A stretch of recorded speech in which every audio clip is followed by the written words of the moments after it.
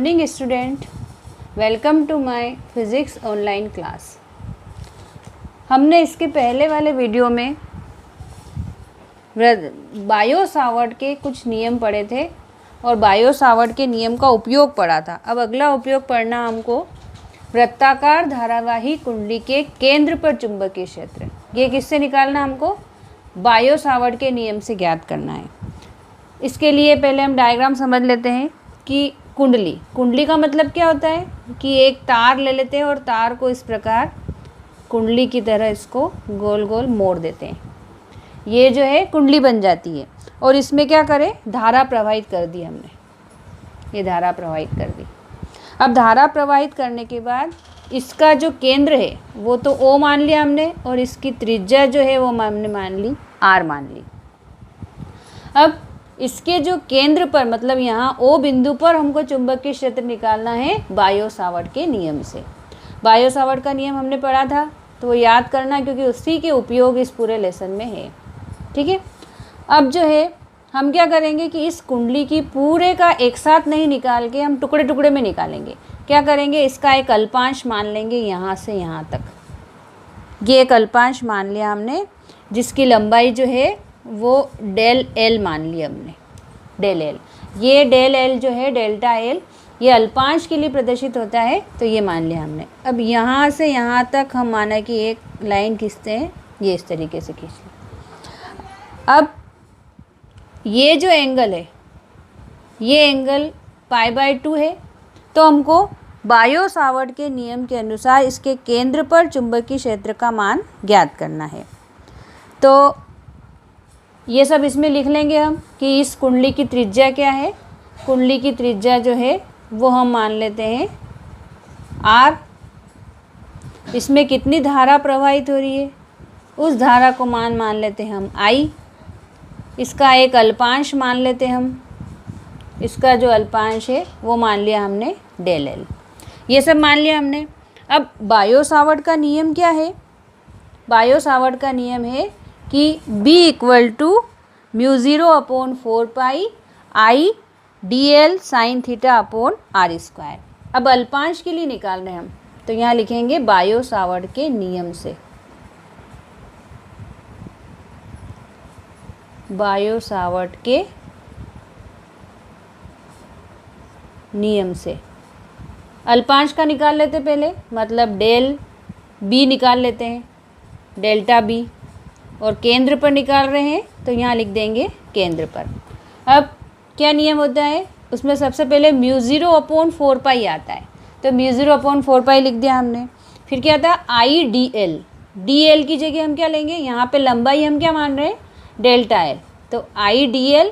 और यहाँ पे जो है sin θ/r²। अब यहाँ थीटा का मान क्या है, यहाँ π/2 है, तो यहाँ थीटा की जगह क्या लिखेंगे हम, π/2।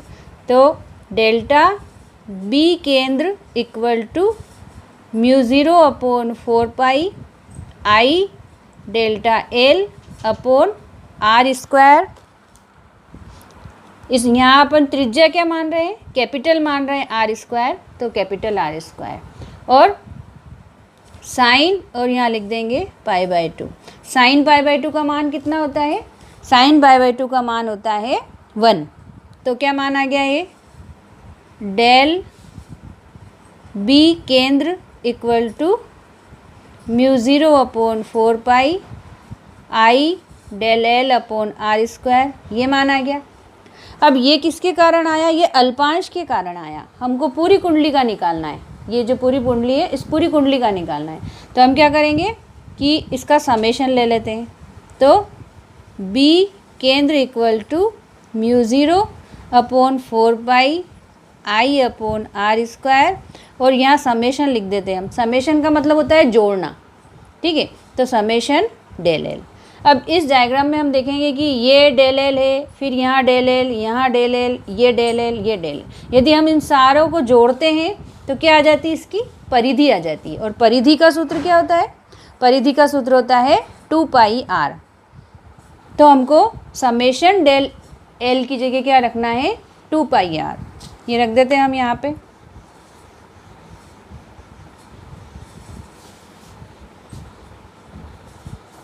यहाँ पे रख देते हैं।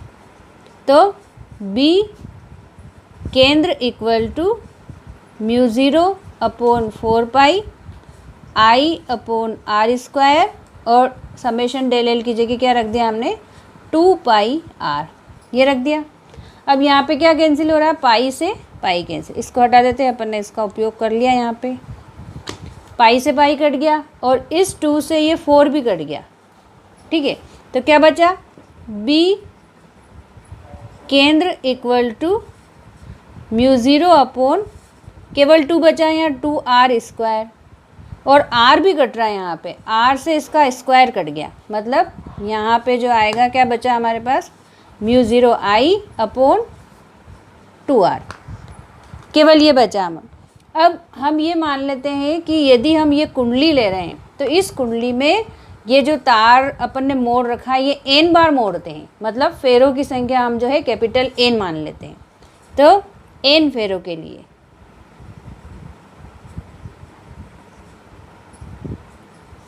n फेरों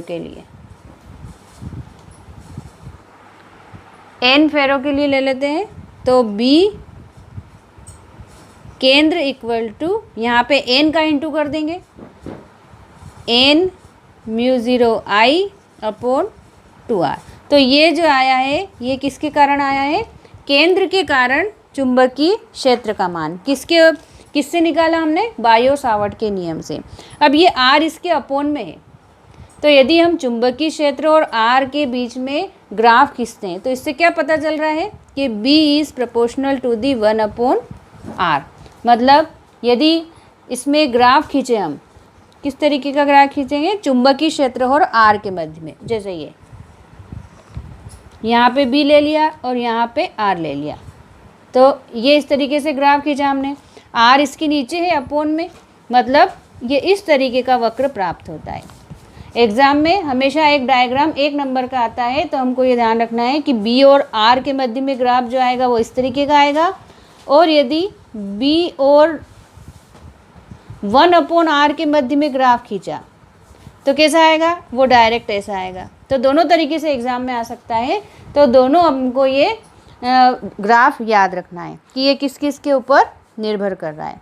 अब अगले वीडियो में हमको इसके अक्ष पर ज्ञात करना है, ये अभी केंद्र पे ज्ञात किया हमने, है ना, बायो सावर्ट के नियम से। तो पहले ये केंद्र का याद हो जाएगा, तो फिर हम अक्ष का ज्ञात करेंगे।